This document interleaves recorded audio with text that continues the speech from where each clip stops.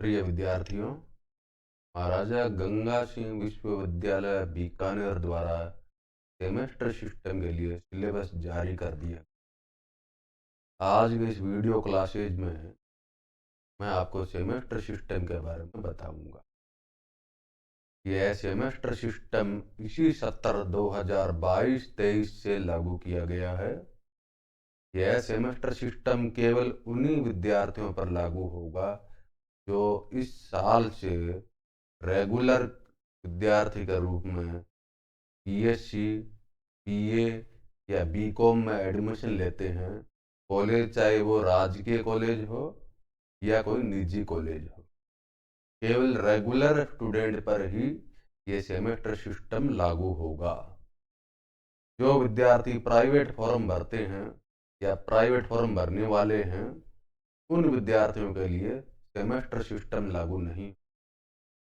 ऐसे विद्यार्थियों के लिए जो प्राइवेट फॉर्म भरेंगे, हमेशा की तरह ईयरली मोड यानी साल में एक बार एग्जाम होती है, उसी तरह से ही एग्जाम होगी। अब इस सेमेस्टर सिस्टम में क्या क्या परिवर्तन किया गया है, इसके बारे में आपको थोड़ा सा बताऊंगा। साथ में यह भी ध्यान दीजिए कि जो सेकेंड ईयर के विद्यार्थी है या थर्ड ईयर के विद्यार्थी है, ऐसे स्टूडेंट पर ये सेमेस्टर सिस्टम लागू नहीं होगा। सेकेंड ईयर और थर्ड ईयर के विद्यार्थियों के लिए ही हमेशा की तरह ईयरली मोड यानी साल में एक बार एग्जाम होगी। वो हमेशा की तरह अप्रैल या मई से शुरू होती है, जून में समाप्त होती है। सेमेस्टर सिस्टम मैं आपको पुनः बता रहा हूँ, केवल इस साल रेगुलर एडमिशन लेने वाले केवल फर्स्ट ईयर के स्टूडेंट्स पर ही लागू होगा। अब इस सेमेस्टर सिस्टम में क्या क्या परिवर्तन किया गया है या इसकी स्कीम क्या है, इसका एग्जाम का पैटर्न क्या होगा, इसके बारे में आपको एक एक करके बताऊंगा। क्योंकि मैं आपको फिजिक्स पढ़ाता हूँ, तो मैं अपने सब्जेक्ट के बारे में आपको बताऊंगा। बीएससी फर्स्ट सेमेस्टर में फिजिक्स के 2 पेपर होंगे। जो फिजिक्स का पेपर होगा, theory paper, each physics theory paper is of 2 credits for which there will be 3 hours of lectures per week। प्रत्येक पेपर का 2 क्रेडिट होगा। एक वीक में 3 घंटे की क्लास हो। आप इसको ऐसे समझ सकते हैं कि एक सप्ताह में 3 दिन एक एक घंटे की थ्योरी क्लासेज होगी। एक सेमेस्टर में 45 घंटे की थ्योरी क्लास होने चाहिए। या हम इस प्रकार से कह सकते हैं कि पहले सेमेस्टर में फिजिक्स के प्रत्येक पेपर के लिए 45 घंटे की क्लास होनी चाहिए। इसी प्रकार से प्रैक्टिकल में भी आपको 2 क्रेडिट दिया जाएगा। 4 घंटे पर वीक यानी एक सप्ताह में 4 घंटे का लैब वर्क होना चाहिए। इसको हम इस प्रकार भी कह सकते हैं कि 2 घंटे का लैब वर्क 2 दिन होना चाहिए। एक सप्ताह में 2 घंटे 2 दिन लैब वर्क होगा। हम इसको एक साथ इस प्रकार बोल सकते हैं कि फिजिक्स के लिए एक सप्ताह में 3 घंटे थ्योरी क्लासेज, 2 घंटे 2 दिन प्रैक्टिकल क्लास होगी। अब 3 घंटे जो थ्योरी क्लास होगी वो 3 दिन चलेगी। इसी प्रकार से जो थ्योरी पेपर होगा, वो थ्योरी का जो सिलेबस है वो 5 यूनिट में डिवाइड किया गया है। इसका सिलेबस हम आगे देखेंगे। Instruction to end semester examination theory question paper setters. जो एंड सेमेस्टर एग्जाम होगा वो आपका जनवरी में प्रस्तावित है। दिसंबर के लास्ट वीक में आपका प्रैक्टिकल एग्जाम होगा और जनवरी की शुरुआत मान लीजिए या मिड मान लीजिए या एंड में मान लीजिए आपका थ्योरी पेपर स्टार्ट हो जाएगा। उसमें जो पेपर का पैटर्न होगा वो इस प्रकार से है कि आपका पेपर 3 सेक्शन में बांटा जाएगा, सेक्शन ए, सेक्शन बी और सेक्शन सी। सेक्शन ए 5 नंबर का होगा, 10 क्वेश्चन इसमें आएंगे। फ्रॉम ईच यूनिट 2 क्वेश्चन, हर यूनिट में से आपको 2 क्वेश्चन मिलेंगे, टोटल आपको क्वेश्चन मिलेंगे 10। Each question shall be of 0.5 marks, यानी प्रत्येक क्वेश्चन 0.5 नंबर का होगा। All the question are compulsory, the answer should not exceed 50 words, 50 शब्दों से ज्यादा आपको उत्तर नहीं देना है। सभी 10 क्वेश्चन करने अनिवार्य है। अब 50 शब्दों का मोटा मोटी हम ये मानते हैं कि 5 लाइन से लेकर के 10 लाइन के बीच में आपको उत्तर देना है, क्योंकि हम एग्जाम में ये शब्द गिन तो नहीं सकते, लेकिन हम अनुमान लगा लेते हैं कि अगर आप 5 लाइन से 10 लाइन के बीच में आंसर देते हैं तो वो लगभग 50 शब्द माने जाएंगे। इसी प्रकार सेक्शन बी होगा, 12.5 मार्क्स का होगा। Shall contain 5 question, 2 from each unit with internal choice, यानी हर यूनिट में 2 क्वेश्चन दिए जाएंगे। उन 2 क्वेश्चन में से एक क्वेश्चन आपको करना है। इस प्रकार से आपको 5 क्वेश्चन करने पड़ेंगे। Each question shall be of 2.5 marks, यानी प्रत्येक क्वेश्चन 2.5 नंबर का होगा। The candidate is required to answer all 5 questions. The answer should not exceed 2000 words. 200 शब्दों से ज्यादा शब्दों में आंसर नहीं देना है। 200 शब्दों का मतलब यह मानता हूं कि 20 से 30 लाइनें। आप अपने आंसर बुक में आप उत्तर लिखना शुरू करेंगे तो हम ये मानते हैं कि एक पेज में 25 से 30 लाइनें होती है, तो आपका जो इसका आंसर होगा 20 से 30 लाइन के बीच में आपको उत्तर देना है। इसी प्रकार सेक्शन सी में 22.5 मार्क्स का क्वेश्चन होंगे। शैल कंटेन 5 क्वेश्चन, सेक्शन सी में भी 5 क्वेश्चन दिए जाएंगे। 1 फ्रॉम ईच यूनिट, यानी एक यूनिट में से एक क्वेश्चन दिया जाएगा। Each question shall be of 7.5 marks, प्रत्येक क्वेश्चन कितने नंबर का होगा? 7.5 नंबर का। The candidate is required to answer any 3 question from 5 unit. इसका मतलब ये हो गया कि आपको प्रत्येक यूनिट में से एक एक क्वेश्चन दिया जाएगा। कुल 5 क्वेश्चन दिए जाएंगे, उनमें से किन्हीं भी 3 क्वेश्चन को हल करना है। The answer should not exceed 5000 words, 500 शब्दों से ज्यादा शब्दों में आपको आंसर नहीं देना है। 500 शब्दों का मतलब मोटा मोटी ये मान लीजिए 50 लाइनें, 50 से 60 लाइन के बीच में आपको उत्तर देना है। तो मैं आपको एक रणनीति बताता हूं कि आप थ्योरी पेपर किस प्रकार से तैयार करें, क्योंकि सिलेबस 5 यूनिट में बांटा गया है। सेक्शन जो ए होगा उसमें 10 क्वेश्चन आएंगे, यानी हर यूनिट में से 2-2 क्वेश्चन आएंगे। किस तरह के क्वेश्चन आएंगे? छोटे आंसर देने वाले क्वेश्चन आएंगे। तो इसका मतलब ये हो गया कि हम हर यूनिट में से छोटे छोटे जो क्वेश्चन बनते हैं उसको तैयार करें। जितने भी छोटे क्वेश्चन बनते हैं, छोटे क्वेश्चन का मतलब क्या, उनका आंसर 50 शब्दों में दिया जाएगा। ऐसे छोटे क्वेश्चन की जो संभावना होती है उन क्वेश्चन को तैयार करें। सेक्शन बी में भी आपको ये ऑप्शन दिया जाएगा कि हर यूनिट में से 2 क्वेश्चन आएंगे और दोनों में से एक क्वेश्चन करना होगा। और सेक्शन सी में क्या होगा, 5 यूनिट में 5 यूनिट में से एक एक क्वेश्चन दिया जाएंगे और उनमें से 3 क्वेश्चन करना है। इसका मतलब ये होगा कि आप कोई भी 3 यूनिट बढ़िया से तैयार करें। कोई भी 3 यूनिट जो आपको इजी लगता हो, आसान लगता हो, समझ में आ जाता है आसानी से, ऐसे कोई भी 3 यूनिट आप बढ़िया से तैयार करें। उसका हर टॉपिक तैयार करें ताकि आपके ये 3 क्वेश्चन भी तैयार हो जाए सेक्शन सी में, और सेक्शन बी के भी 3 क्वेश्चन तैयार हो जाए। और बचे 2 क्वेश्चन सेक्शन बी में जो आप 2 यूनिट छोड़ रहे हैं उसको आप सिलेक्टेड पॉइंट करिए, सिलेक्टेड टॉपिक करिए। मेरे कहने का मतलब यह है कि जो आपको 2 यूनिट सबसे ज़्यादा कठिन लगती है या कम समझ में आता है, तो उन 2 यूनिट में से सारे टॉपिक नहीं करें।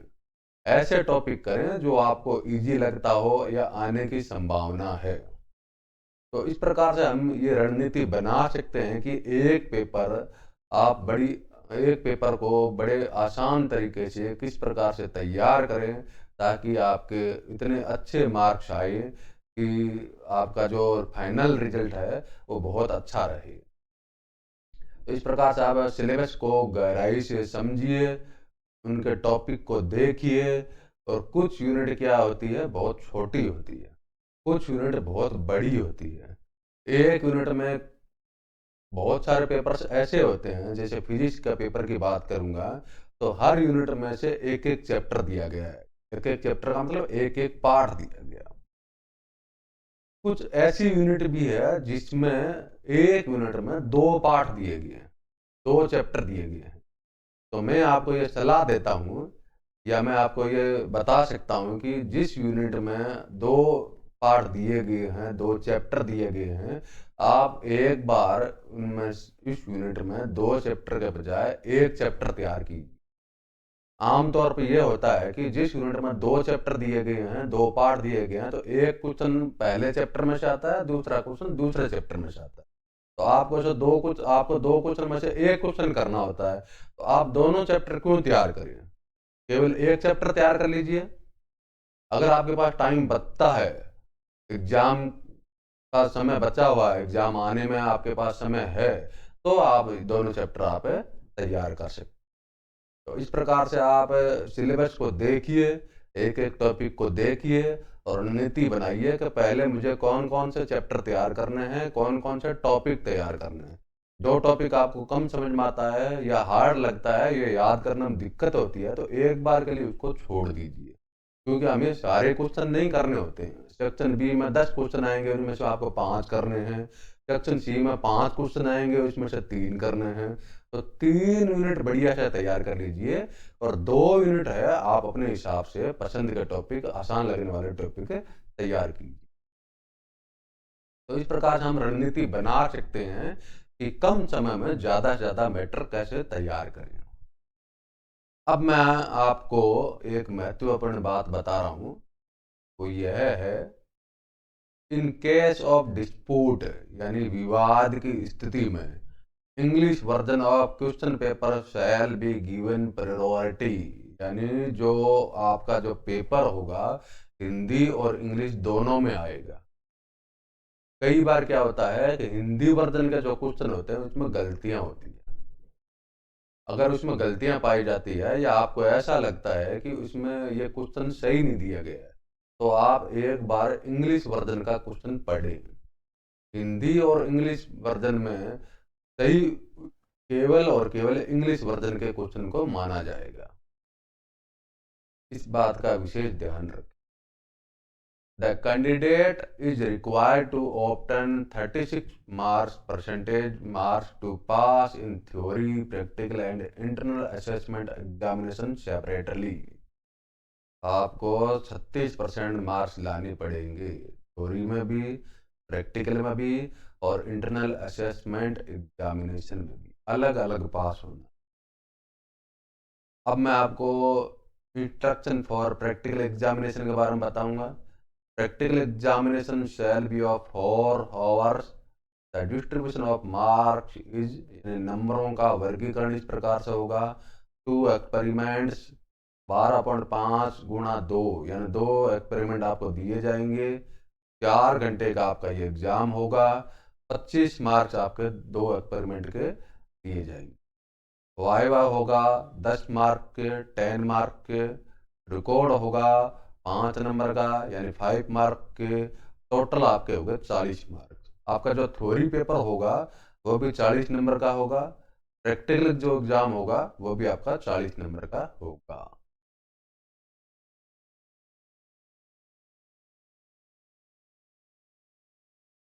इस प्रकार से ये हम नंबरों का वर्गीकरण देख सकते हैं। अब मैं आपको इंस्ट्रक्शन फॉर इंटरनल इवेल्युएशन के बारे में बताऊंगा। आपका इंटरनल नंबर होते हैं 30 नंबर के होते हैं। वो किस प्रकार से दिए जाएंगे कि जो निर्देश है वो इस प्रकार से है। आंतरिक मूल्यांकन कुल मिलाकर 30 अंकों का होगा। सैद्धांतिक और प्रायोगिक में कोई विभाजन नहीं। प्रत्येक पाठ्यक्रम स्तर के सीखने के परिणाम यानी असाइनमेंट, प्रयोगशाला रिकॉर्ड, परीक्षण, प्रश्नोत्तरी, सेमिनार आदि का पता लगाने के लिए निरंतर व्यापक मूल्यांकन प्रक्रिया अपनाई जाएगी। इसमें पाठ्यक्रम के दौरान अर्जित तार्किक सोच, ज्ञान और कौशल शामिल है। प्रति सेमेस्टर सभी मुख्य या वैकल्पिक पाठ्यक्रम के लिए प्रत्येक 30 दिनों के बाद समय समय पर मूल्यांकन किया जाना चाहिए।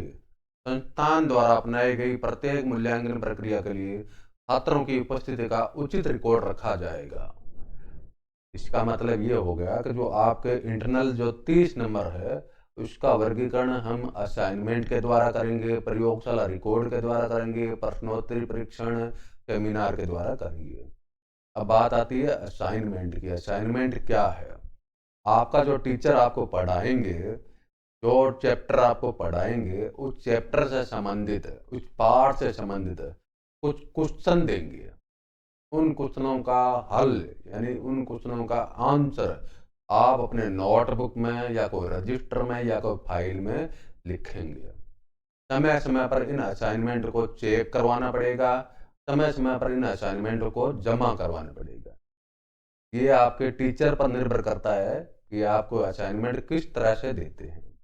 जैसे मैं अपनी फिजिक्स की बात करूं तो फिजिक्स में मैंने हर यूनिट में से हर तरह के क्वेश्चन शामिल किए हैं। छोटे क्वेश्चन, बड़े क्वेश्चन या मीडियम साइज के आंसर के जो क्वेश्चन होते हैं, ऐसे क्वेश्चन को शामिल करके हर यूनिट में से 20 से 25 क्वेश्चन असाइनमेंट के तौर पर मैं हर स्टूडेंट को देता हूं। ये जो असाइनमेंट का क्वेश्चन है सभी स्टूडेंट इसको अपने रजिस्टर में उत्तर लिखते हैं और समय समय पर इसको चेक करवाते हैं।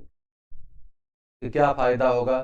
एक तो आपके नोट्स बन जाएंगे, दूसरा फायदा ये होगा आपके लिखने की आदत बनी रहेगी।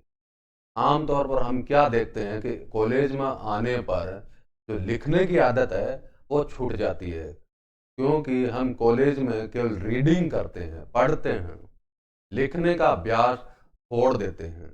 क्योंकि आमतौर पर कॉलेज में क्या होमवर्क दिया जी नहीं जाता। होमवर्क अगर को दिया जाता है तो वो बहुत कम होता है। तो लिखने की प्रैक्टिस नहीं होने के कारण आमतौर पर या प्राय मैं एग्जाम में यह देखता हूँ कि बहुत सारे स्टूडेंट्स के क्वेश्चन छूट जाते हैं।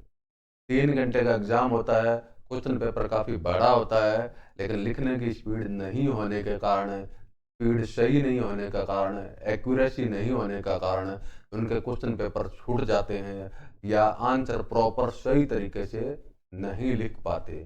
तो असाइनमेंट का सबसे बड़ा फायदा आपका यही होगा कि आपका नोट्स भी तैयार हो जाएगा, आपके लिखने की प्रैक्टिस भी रहेगी और आपके साथ साथ में जो क्वेश्चन है उनके आंसर के बारे में आपकी समझ बढ़ेगी।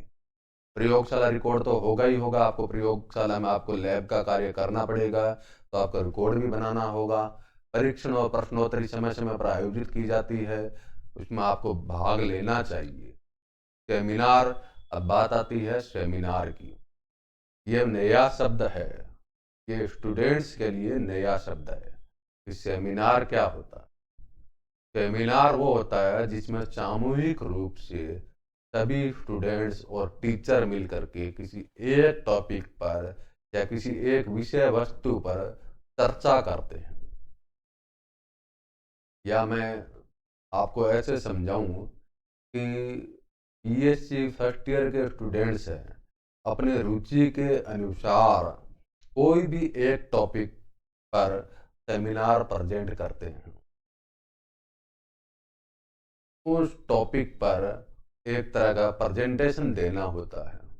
उस प्रेजेंटेशन के दौरान उस क्लास के सभी स्टूडेंट्स या सभी टीचर्स बैठे रहते हैं और वो विद्यार्थी या स्टूडेंट जो प्रेजेंटेशन दे रहा है उस टॉपिक के बारे में डिटेल एक्सप्लेनेशन करेगा।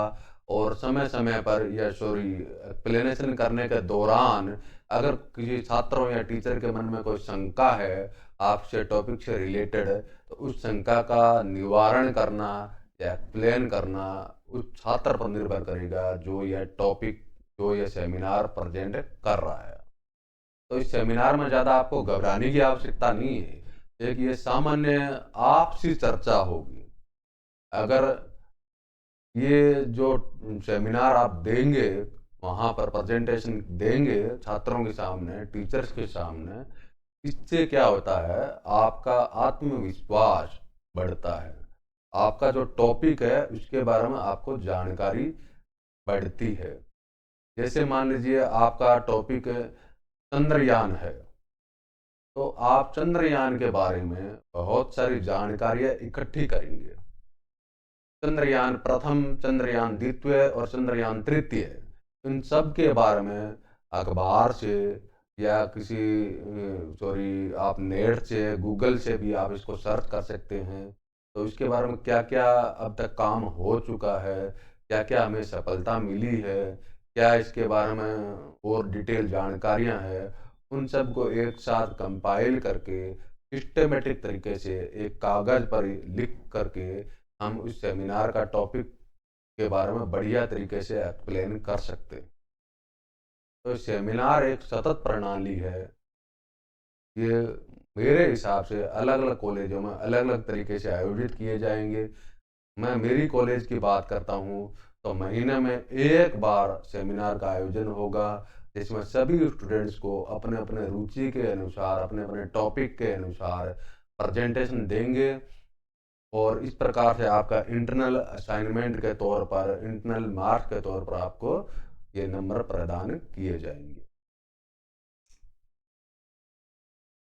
ये मैं आपको पहले ही बता चुका हूँ कि बीएससी फर्स्ट सेमेस्टर में फिजिक्स के 2 पेपर होगा। पहला पेपर होगा मैकेनिक्स, दूसरा पेपर होगा इलेक्ट्रोमैग्नेटिक्स, तीसरा जो प्रैक्टिकल वर्क होगा वो भी आपका 40 नंबर का होगा। पहले जो थ्योरी पेपर है वो भी 40 नंबर का, दूसरा भी 40 नंबर का, प्रैक्टिकल वर्क 40 नंबर का, और जो इंटरनल मार्क्स होंगे वो 30 नंबर का होगा। प्रत्येक थ्योरी पेपर और प्रैक्टिकल के लिए 2 क्रेडिट दिए जाएंगे। कुल क्रेडिट आपका होगा 6। इस प्रकार से एक जो पेपर होगा वो 150 नंबर का होगा। केवल फिजिक्स सब्जेक्ट की बात कर रहा हूँ। फिजिक्स जो सब्जेक्ट होगा वो टोटल 150 नंबर का होगा। फिजिक्स सब्जेक्ट में 2 पेपर होंगे, एक प्रैक्टिकल वर्क का एग्जाम होगा, इंटरनल असाइनमेंट होगा। प्रत्येक पेपर में, लैब वर्क में और इंटरनल असाइनमेंट में मिनिमम 36 मार्क्स लाने पड़ेंगे। यानी 40 में से 14 नंबर, 30 में से 11 नंबर, इतने मिनिमम मार्क्स आपको लाने पड़ेंगे। अब इसमें एक चीज और दे रखी है, कोड। ये कोड लिखा है DCC। मैकेनिक्स पेपर के सामने लिखा है DCC। का मतलब ये है, तो डी का मतलब है डिसिप्लिन, सी का मतलब है कोर, फिर सी का मतलब है कोर्स। डिसिप्लिन, कोर, कोर्स, यानी ये आपका पेपर अनिवार्य है, मुख्य पेपर है। इसी प्रकार सेकंड सेमेस्टर में यही 2 पेपर होंगे, प्रैक्टिकल वर्क होगा, इंटरनल असाइनमेंट 30 नंबर है। Third semester, fourth semester, fifth semester और 6 सेमेस्टर, टोटल आपके 6 सेमेस्टर होंगे। यहां पर जो कोड दे रखा है DSE, इसके साइड में ये लिखा हुआ है इलेक्ट्रॉनिक्स एंड एनर्जी। इसका मतलब ये है, डी का मतलब डिसिप्लिन, एस का मतलब स्पेसिफिक, ई का मतलब इलेक्टिव। Discipline, specific, elective.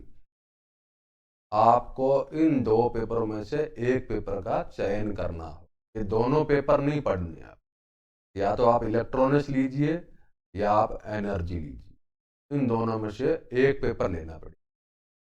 इसी प्रकार से atomic and molecular physics, electronics instrumentation and measurement technique, इन दोनों में से आपको एक पेपर लेने पड़ेंगे। जहां पर 2 पेपर में से एक पेपर लिया जाता है उसके लिए ये कोड लिखा है DSE, discipline, selective, sorry specific elective. Pattern वही है, 40 नंबर का, 40 नंबर का, 40 नंबर का लैब वर्क, 30 नंबर का इंटरनल, टोटल 150 नंबर का। इस प्रकार से आपको 3 साल में 6 सेमेस्टर करने होंगे।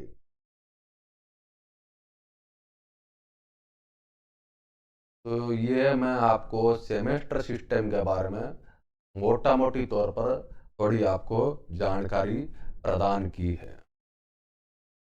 अब बात करते हैं हम सिलेबस की। इसमें आप देख सकते हैं कि फर्स्ट सेमेस्टर में जो मैकेनिक्स का पेपर है वो 5 यूनिट में डिवाइड है। Unit first, unit second, unit third, unit fourth और यूनिट 5 ये टॉपिक दे रखे हैं। आप इन टॉपिक को देखिए। अब जैसे मैं यूनिट थर्ड की बात करता हूँ, इस यूनिट थर्ड में system of particles, rigid body और डायनेमिक, रिजिड बॉडी डायनेमिक, यानी ये 2 चैप्टर है आपके। चैप्टर ये है, एक चैप्टर आपका ये दिया हुआ। यूनिट फर्स्ट में एक ही चैप्टर है, ये का नाम है फ्रेमीज ऑफ रेफरेंस। यूनिट सेकंड में भी सेंट्रल फोर्स एक ही चैप्टर है, लेकिन यूनिट थर्ड में 2 चैप्टर दिया गया है। तो सबसे पहले आप कोई भी एक चैप्टर तैयार कीजिए जो आपको आसान लगता हो या जल्दी समझ में आता है। दोनों तैयार करने की आवश्यकता नहीं है, क्योंकि मैं आपको पहले ही बता चुका हूं कि 5 यूनिट में से कोई भी 3 यूनिट बढ़िया से तैयार करना है। अब मान लीजिए मैं आपको बता रहा हूं 5 यूनिट में सारे टॉपिक पढ़ना होता है, तो आपको मान लीजिए ये टॉपिक समझ में नहीं आ रहा, theory of bending of beam, cantilever, ये 2 टॉपिक आपको समझ में नहीं आए तो आप किसी टेंशन नहीं करें, क्योंकि यूनिट 5 में 2 क्वेश्चन आएंगे सेक्शन बी में। उन दोनों क्वेश्चन में से आपको कोई भी एक क्वेश्चन करना होता है। आपको टोटल 100% सिलेबस तैयार नहीं करना है। पहले आप इस प्रकार से तैयार कीजिए कि जो प्रोबेबिलिटी बनती है, क्वेश्चन आने की जो संभावना बनती है, ऐसे क्वेश्चन तैयार कीजिए। अगर किसी यूनिट में 2 चैप्टर दिया गया तो एक चैप्टर तैयार कीजिए। किसी यूनिट में एक ही चैप्टर दिया गया, जैसे यूनिट 5 में इलास्टिसिटी एक ही चैप्टर है, तो इसमें जो इजी चैप्टर है, इजी टॉपिक है सॉरी, वो तैयार कर लीजिए। जो टॉपिक आपको हार्ड लगता है, याद करने में दिक्कत होती है, समझ में नहीं आता है, एक बार उसको छोड़ दीजिए। तो इस प्रकार से आप 100% टॉपिक तैयार नहीं कीजिए, सिलेक्टिव पॉइंट तैयार कीजिए, उसके दम पर भी आप अच्छे नंबर ला सकते हैं। अब आप एग्जाम की तैयारी के लिए कुछ मैं आपको टिप्स देना चाहता हूँ। वो इस प्रकार से है कि नियमित रूप से स्टडी करना। आमतौर पर हम क्या देखते हैं कि नियमित रूप से हम स्टडी करते नहीं हैं, एग्जाम टाइम का इंतजार करते रहते हैं। नियमित रूप से अगर आप स्टडी करते हैं तो उसके यह फायदा होता है कि आपको यह तो पता ही है कि ये कहावत है कि बूंद बूंद से घड़ा भरता है। अगर आप नियमित रूप से, चाहे आप 1 घंटा पढ़िए, नियमित रूप से पढ़ेंगे तो आप एग्जाम तक पूरा सिलेबस कवर भी कर लेंगे और अच्छी तरह से आप तैयार कर पाएंगे। नियमित रूप से स्टडी करते हैं तो अपने विषय पर पकड़ रहती है, आत्मविश्वास बना रहता है। आमतौर पर बहुत सारे विद्यार्थी एग्जाम डेट घोषित होने के बाद पढ़ाई शुरू करते हैं। वो पढ़ तो लेते हैं, सारा टॉपिक कवर भी कर लेते हैं, लेकिन उनका जो आत्मविश्वास है ना, वो उतना अच्छा नहीं होता। उनके मन में ये टेंशन रहती है कि पता नहीं ये क्वेश्चन मुझे याद हुआ या नहीं हुआ। प्रॉपर तरीके से उसको ये विश्वास नहीं होता है कि क्या मैं इस क्वेश्चन का आंसर एग्जाम में लिख पाऊंगा या नहीं। तो मेरी आपसे यही सलाह है कि सिलेबस आ गया है, लाइब्रेरी से बुक ले लीजिए या मार्केट से बुक ले लीजिए, अपने टीचर से संपर्क में रहिए और नियमित रूप से 1 घंटा 2 घंटा पढ़ना स्टार्ट कर दीजिए। दूसरा महत्वपूर्ण पॉइंट यह है कि एग्जाम की डेट आने का इंतजार नहीं करना। आमतौर पर हम ये मानते हैं कि ज़्यादातर स्टूडेंट ये मानते हैं कि अभी तो एग्ज़ाम की डेट आई नहीं है, अभी हमें क्या पढ़ें। तो एग्ज़ाम का डेट का इंतज़ार नहीं करें, रोज़ाना नियमित रूप से 1 घंटा 2 घंटा आधे घंटा पढ़ना स्टार्ट कर दीजिए। तीसरा पॉइंट यह है कि तैयारी कल से शुरू करेंगे। यह सबसे बड़ा अपराध है, क्योंकि कल कभी नहीं आएगा। बहुत सारे स्टूडेंट्स ऐसे होते हैं कि जब उनको यह कहता हूँ कि पढ़ना शुरू कर दीजिए, तो ऐसे विद्यार्थी ज़्यादातर यही जवाब देते हैं कि गुरुजी कल से पढ़ेंगे। और मैं ये मानता हूँ कि ये सबसे बड़ा अपराध है। सबसे बड़ा अपराध ये है कि क्योंकि कल तो कभी आएगा ही नहीं। कल कब आएगा? कल कल कल के चक्कर में हम एग्जाम के पास आ जाते हैं, फिर टाइम कम रहता है, और हम फिर, आपको पता ही है कि आपकी तैयारी कैसी होती है, किस प्रकार से होती है।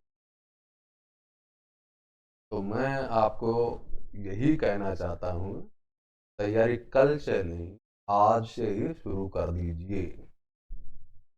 सही तरीके से प्लानिंग करना, सिलेबस के हिसाब से पढ़ना।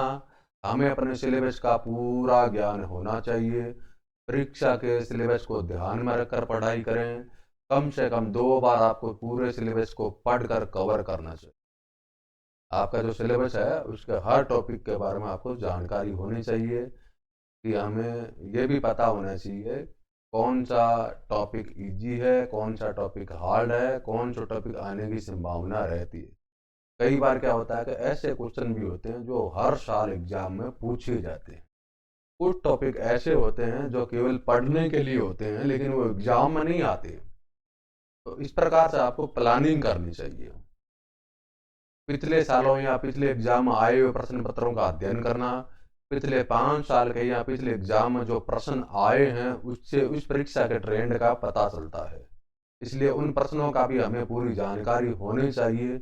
यदि आप पिछले वर्षों के प्रश्न पत्रों का ठीक से अभ्यास करते हैं, तो आपको अपनी रणनीति बनाने में आसानी होगी। क्योंकि सेमेस्टर सिस्टम अभी लागू हुआ है।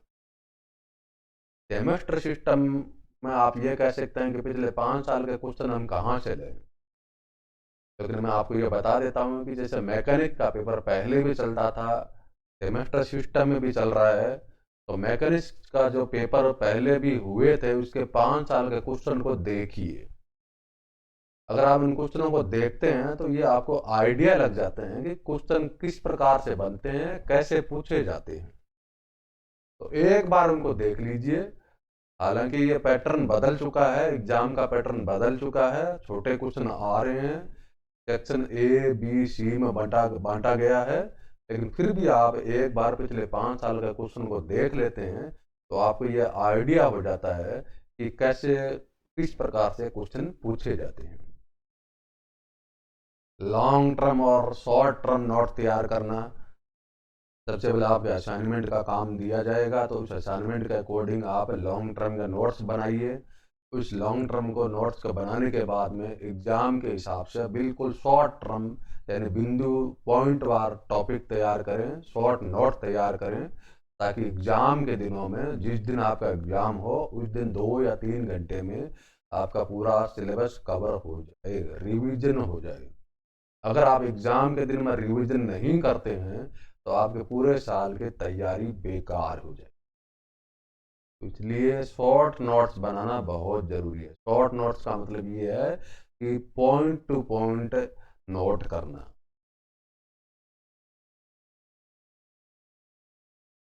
तैयारी की शुरुआत से ही नोट तैयार करें, जिससे परीक्षा के समय आपको मुख्य चीजें ही पढ़नी पड़े।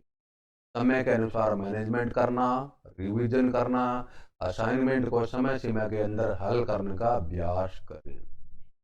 एक बात और मैं आपको बताना चाहता हूँ कि बहुत सारे विद्यार्थी इधर उधर नोट्स मांगते रहते हैं। अगर किसी छात्र ने नोट्स बनाए हैं, तो ज्यादातर विद्यार्थी उस विद्यार्थी के बनाए हुए नोट्स से ही पढ़ते हैं, या उस नोट्स की फोटोकॉपी करवा लेते हैं। नोट्स प्रत्येक विद्यार्थी अपने हिसाब से तैयार करते हैं। सबका माइंड पावर अलग अलग होती है। वो अपने हिसाब से, अपने माइंड पावर के हिसाब से नोट तैयार करते हैं। जरूरी नहीं है कि जो नोट तैयार करें वो आपको समझ में आए। तो ऐसा न करें। सभी विद्यार्थी अपने खुद के नोट्स बनाएं। अगर आप खुद के नोट्स बनाते हैं तो आपको एक एक चीज़ के बारे में पता होगा कि इसमें क्या दिया गया है, के बारे में क्या होगा। समय लगेगा, लेकिन नोट्स तैयार करते हो आप, स्वयं के नोट्स बनाते हो, तो आपका एग्ज़ाम बहुत अच्छा होगा। आपके नंबर भी बहुत अच्छे आएंगे। साथ में आपका जो सब्जेक्ट का जो नॉलेज है वो बढ़ेगा, बेसिक नॉलेज बढ़ेगा। आगे जब आप किसी कंपटीशन में जाओगे तो बेसिक नॉलेज जिसका मजबूत होगा उन्हीं विद्यार्थियों का सिलेक्शन ज़्यादा होता है। तो मैं आपको सेमेस्टर सिस्टम के बारे में मेरी जो जानकारी में है वो बताने का प्रयास किया है। इस प्रकार से आप सेमेस्टर सिस्टम की तैयारी शुरू कर दीजिए। नियमित रूप से कॉलेज जाना शुरू कर दीजिए। अपने टीचर से संपर्क में रहिए। नियमित रूप से क्लास अटेंड कीजिए। नियमित रूप से प्रैक्टिकल का कार्य शुरू कर दीजिए। असाइनमेंट का काम बहुत ज़्यादा होता है, रेगुलर तौर पर ये असाइनमेंट का काम शुरू कर दीजिए। मैं आशा करता हूँ कि सेमेस्टर सिस्टम के बारे में आपको बहुत अच्छी जानकारी मिल गई होगी। धन्यवाद।